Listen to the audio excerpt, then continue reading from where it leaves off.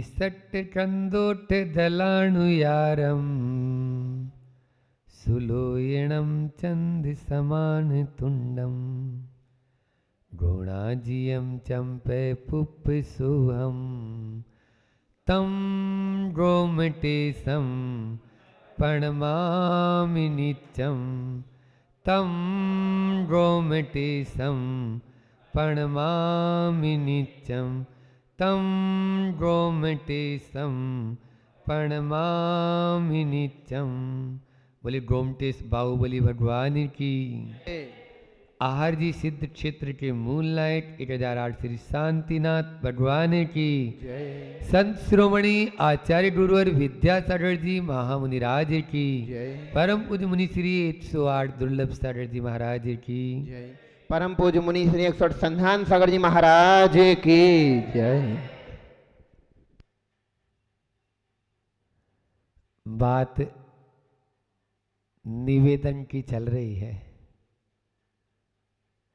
और निवेदन भी क्यों ना हो,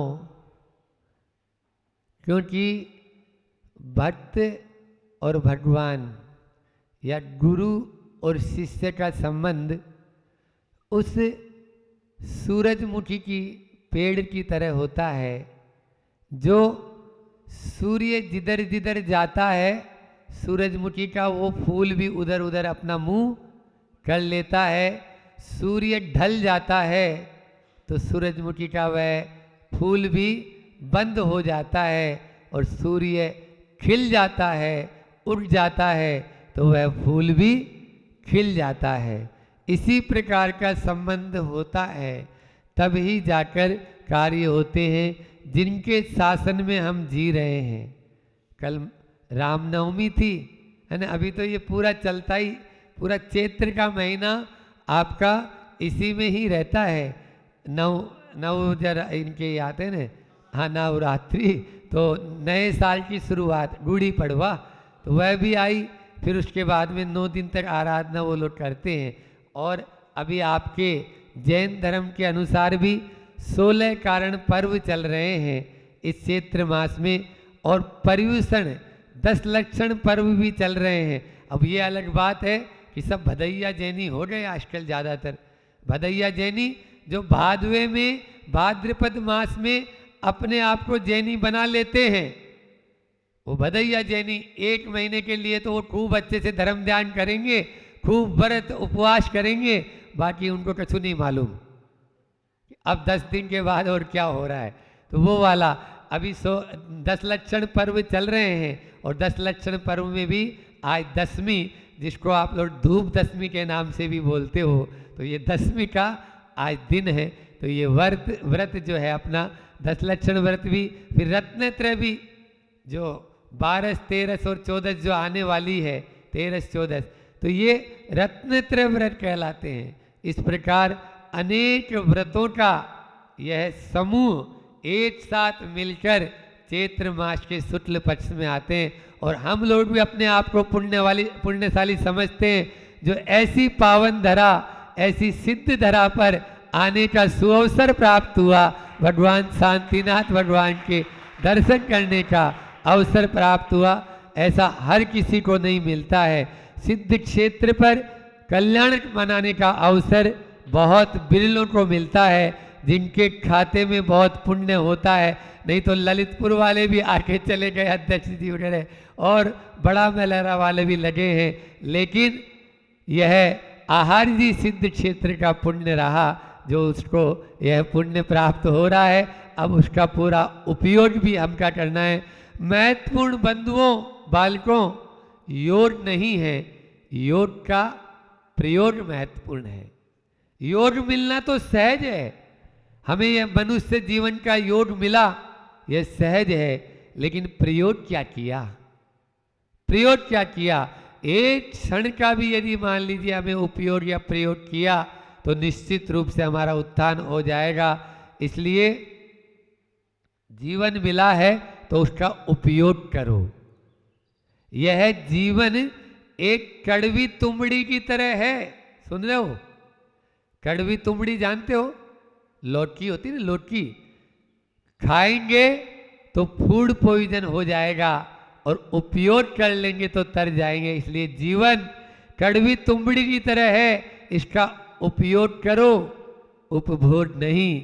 अभी अभी मैंने अध्यक्ष जी को भी बोला था, महाराज मिले हैं तो उपयोग करो, यूज करो।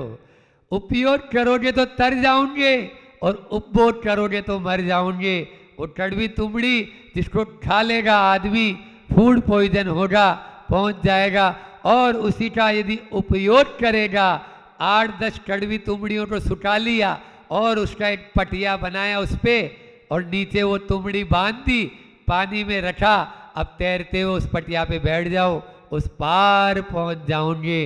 इसलिए जीवन भी उपयोग करो, उपभोग नहीं। ये जीवन मिला है, इसका क्या करना है? उपयोग करना है, उपभोग नहीं करना है। हम उपभोग में लग गए और इस जीवन का जो सही उपयोग था उससे वंचित रह रहे हैं। इसलिए साधना के माध्यम से हम इसको बहुत ऊंचाइयों तक पहुंचा सकते हैं। आज मैं दृष्टि की बात करता हूं, क्योंकि जैसी दृष्टि वैसी सृष्टि। एक बार ऐसा हुआ कि एक 16 वर्षीय युवती, जवानी की उम्र थी, और उसका देहावसान हो गया। उद्यान में उसका शव रखा है, उधर से एक युवक जा रहा था।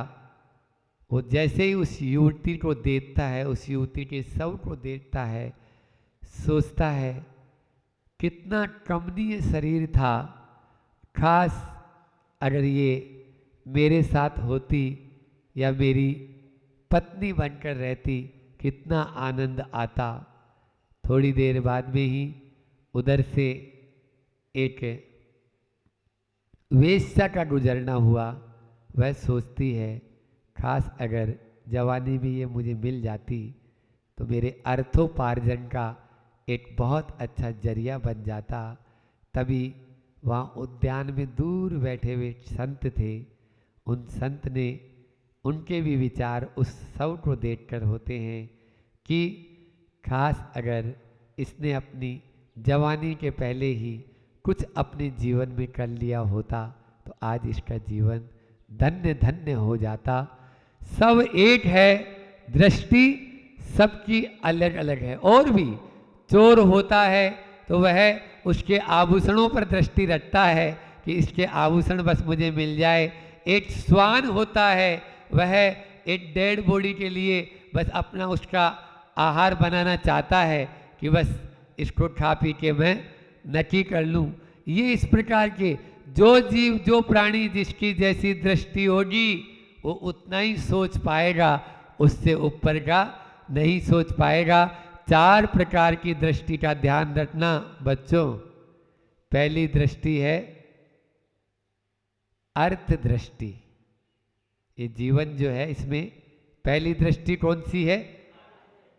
आज बहुतेरे लोगों का केवल मात्र एक ही उद्देश्य रहता है, जैसे तैसे कैसे भी हो बस पैसे मिल जाए।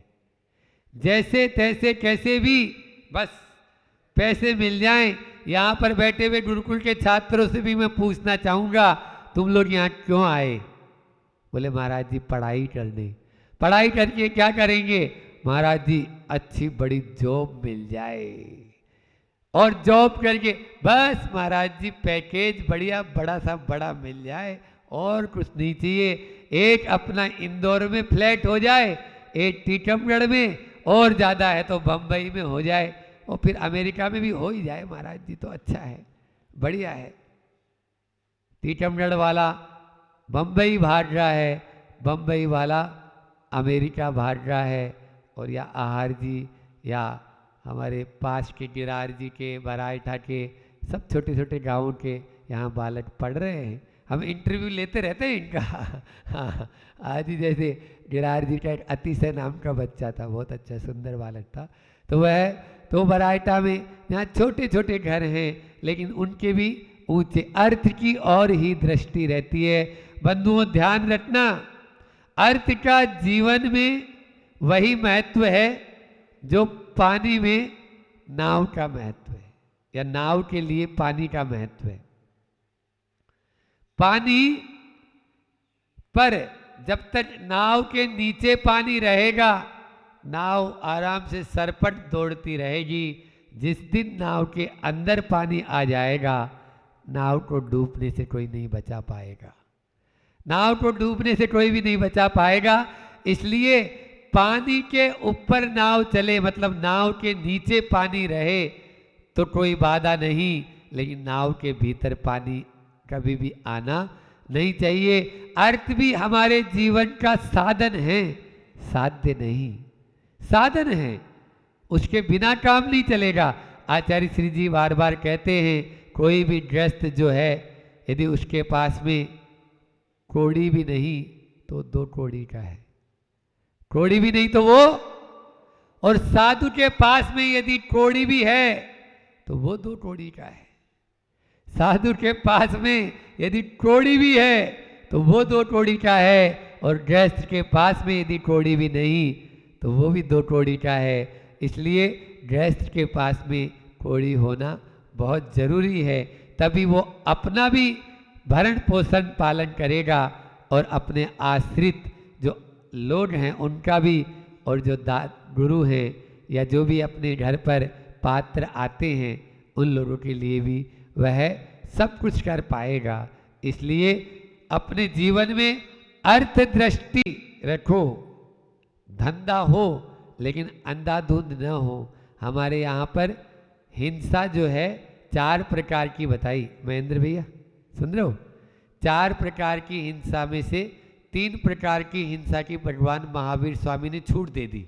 बेटा कर, केवल एक हिंसा मत कर। बताओ, ऐसे भी कोई भगवान होते होंगे, लेकिन हमारे भगवान ऐसे उदार मना है तो 4 प्रकार की हिंसा में से 1 प्रकार की हिंसा मत करना, बाकी 3 प्रकार की हिंसा तेरे लिए छूट है, हमारे लिए नहीं, आपके लिए छूट है।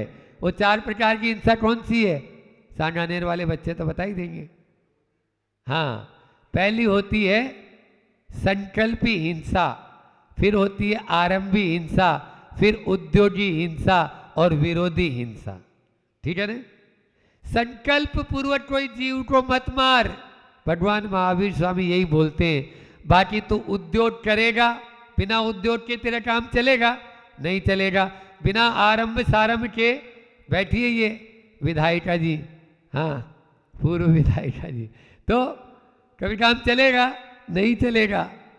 अरे घर में हो तो रोटी तो बनानी पड़ेगी, खुद खाओगे दूसरे खिलाओगे, कपड़ा धोना पड़ेगा, कपड़ा पहनते हो तो पानी लाना पड़ेगा, छानना पड़ेगा, ये सब आरंभ सारंभ के चक्की चलाना पड़ेगा, ये पंच सूना करने पड़ेंगे। आप गृहस्थ हो, इसलिए ये हिंसा भी छूट है। और तीसरी है आपकी विरोधी, अंतिम चौथी विरोधी हिंसा। आज आपके क्षेत्रों पर कोई कब्जा कर ले, आप बैठे रहेंगे हाथ में हाथ धर के? आपके गुरु पर कोई उपसर्ग करे, आप बैठे रहेंगे? नहीं, 3 काल में नहीं बैठे रहेंगे महाराज। ईंट का जवाब पत्थर से देंगे, क्योंकि हमारे धर्म क्षेत्र, हमारे धर्म आयतन, हमारे धर्म गुरु, हमारा परिवार आज आपकी माँ बहन को कोई बुरी दृष्टि से देखे तो क्या आप उसका जवाब नहीं देंगे? देंगे।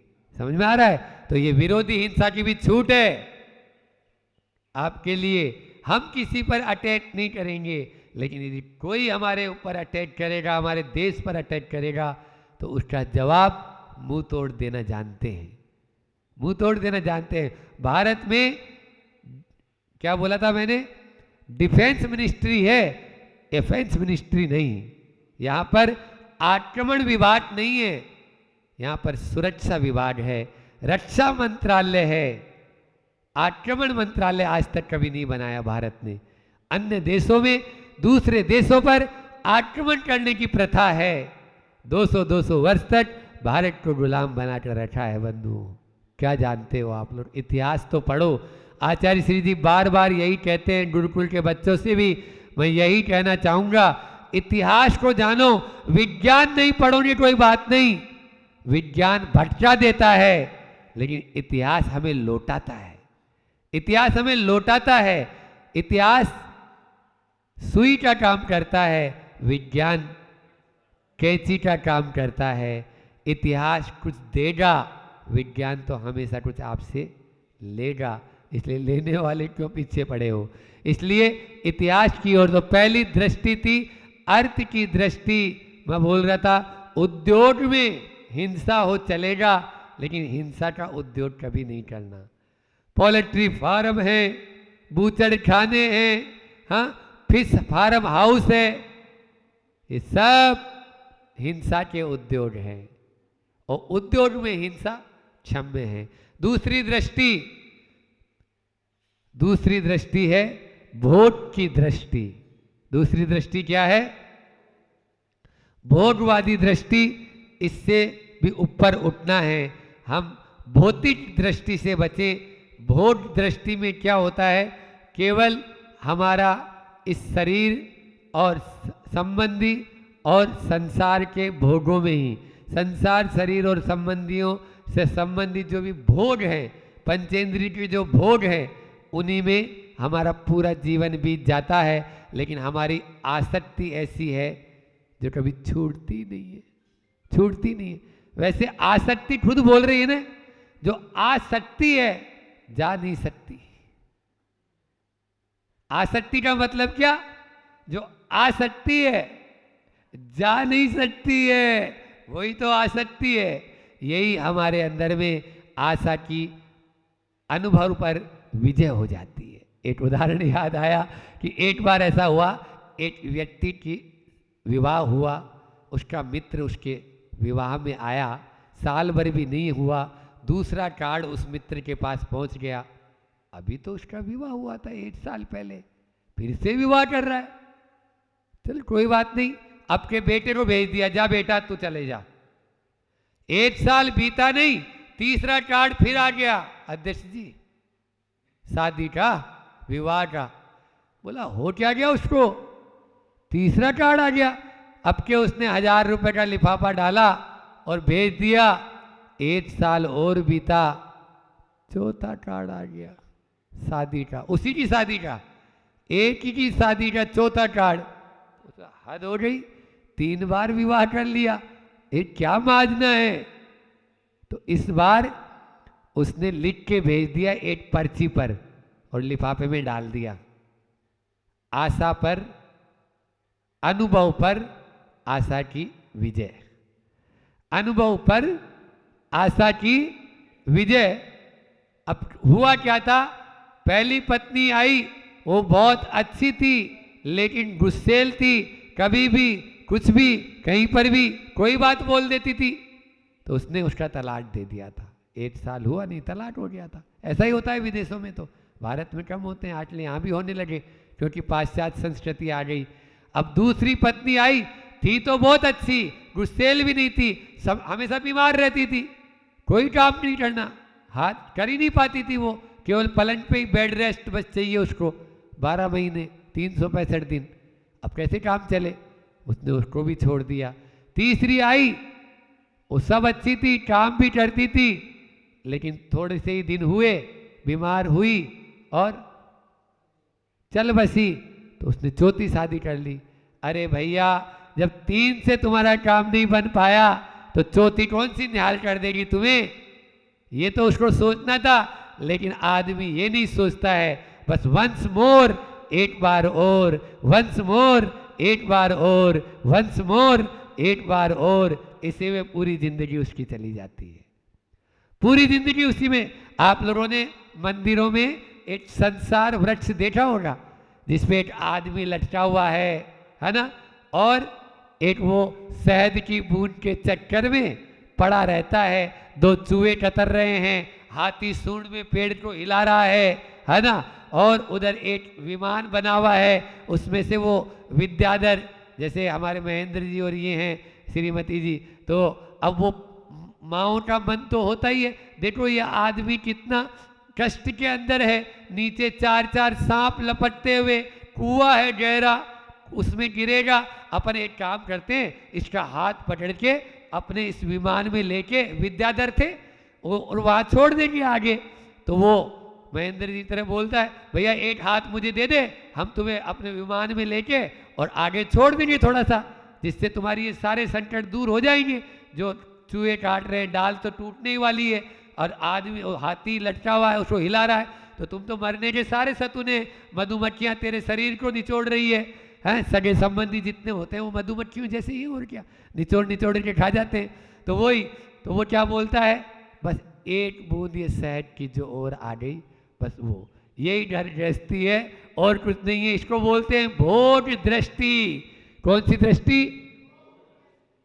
तीसरी दृष्टि है वैराग्य दृष्टि। जब आदमी संसार शरीर भोगों से उपरीत हो जाता है तो उसको वैराग्य, संसार शरीर भोग निर्वण्णा वैराग्यार्थम।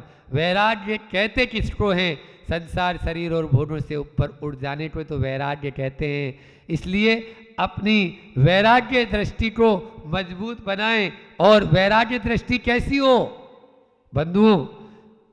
उस जम्बू स्वामी जैसी हो। जम्बू स्वामी जी का उदाहरण सुना है ना?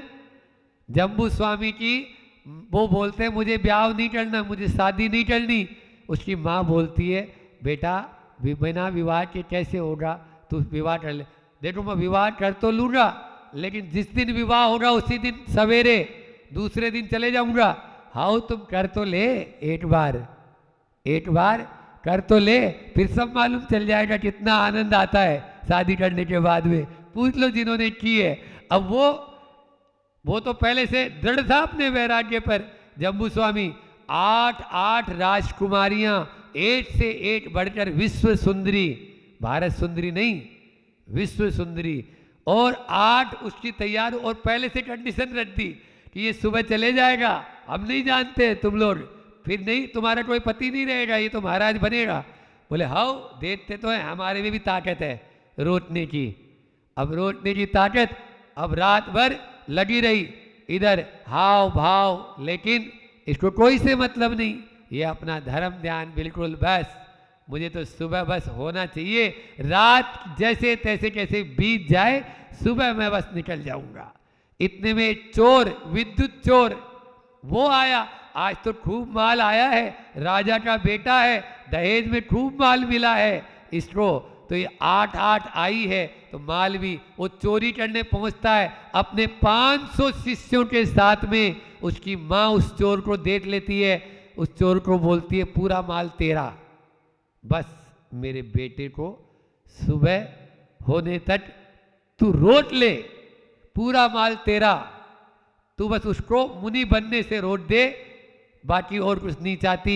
सारे शिष्य और सब लग गए।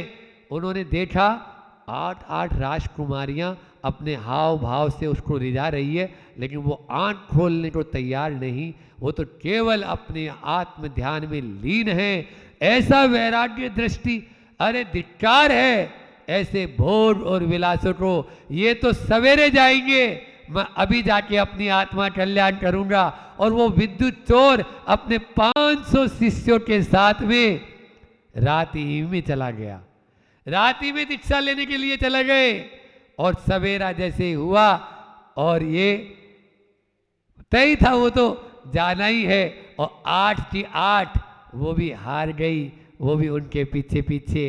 क्योंकि पहले तो यही होता था कि जैसे जैसे स्वामी करेंगे वैसे वैसे हमें करना है। अरे यहाँ तो विवाह होने के बाद की बात है, उस राजुल को याद करो जो अभी विवाह के बंधन में ही नहीं बंधी थी, नेमिनाथ के पीछे पीछे चल पड़ी उस गिरनारी पर्वत पर।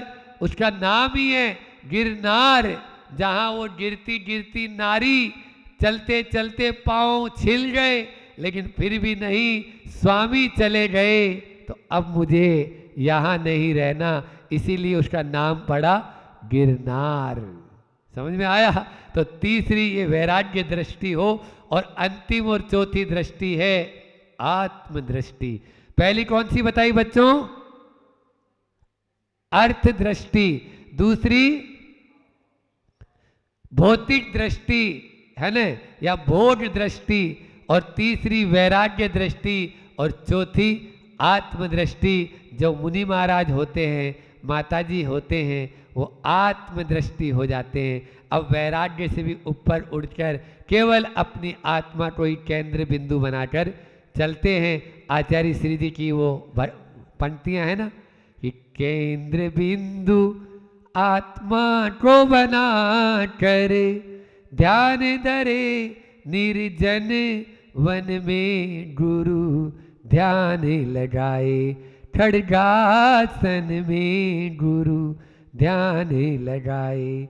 रविंद्र जैन ने ये भजन आचार्य श्री जी पे बनाया था। जब यहीं आहार जी और यहीं पपोरा जी, यहीं नैनागिरी, यहीं द्रोणगिरी के जंगलों में जब आचार्य श्री जी खड़े हो जाते थे और अपने ध्यान में, आत्म ध्यान में लीन हो जाते थे, तब रविंद्र जैन ने ये पंक्तियाँ उन्हीं के लिए लिखी थी। आज उन्हीं के चरणों में अपन ने फिर से समर्पित कर दी। समय अपना हो गया। 4 दृष्टियाँ कौन कौन सी बोलो? जैसी दृष्टि वैसी सृष्टि होती है। तो कौन सी? अर्थ दृष्टि, भौतिक दृष्टि, वैराग्य दृष्टि और आत्मदृष्टि। 2 दृष्टियों से हटना है और 2 दृष्टियों पे अपने आप को लगाना है। तो हमारा यह यहाँ पर आना सार्थक हो जाएगा। गुरुकुल की बात भी रोज कर ही रहे हैं कि ऐसे कुल में आप लोग यहाँ पर बैठे हैं जो गुरुकुल है, ठीक है ना, गुरुओं का कुल है। बंधुओं एक वो है, हम लोगों को ऐसा सौभाग्य नहीं मिला। हमारा ऐसा सौभाग्य गुरुकुल में पढ़ पाते, लेकिन आप लोग बड़े सौभाग्यशाली हैं जो गुरुकुल में अध्ययन कर रहे हैं। बहुत सारे पापों से तो अपने आप ही बचने का माध्यम है, तो वो है गुरुकुल। हाँ, गुरुकुल में जैसा आप घर पे रहते तो वहाँ पर फास्ट फूड, जंक फूड, कचरा पट्टी, ये वो खाने को मिलता, यहाँ पर वो सब मिलता ही नहीं है, मिलता ही नहीं है। बोलो, तो आप लोगों का त्याग हुआ या नहीं हुआ? सबसे बड़ा त्याग है ये। इसके बाद में घर पे रहते मोबाइल, टोबाइल, इंटरनेट, टीवी आदि में लगे रहते, यहाँ पर वो है ही नहीं, है ही नहीं। तो आप अपना आप ही बच गए। घर पे रहते तो आपका किसी किसी से यहाँ जाना, वहाँ जाना, इधर उधर घूमना कुछ भी नहीं है। ये तो बंधुओं वैसा ही है जैसा एक साधक है। मैं अपनी वाणी को विराम करता हूँ। बोलिए अहिंसा परमो धर्म की। आचार्य गुरु और विद्यासागर जी महामुनि राज।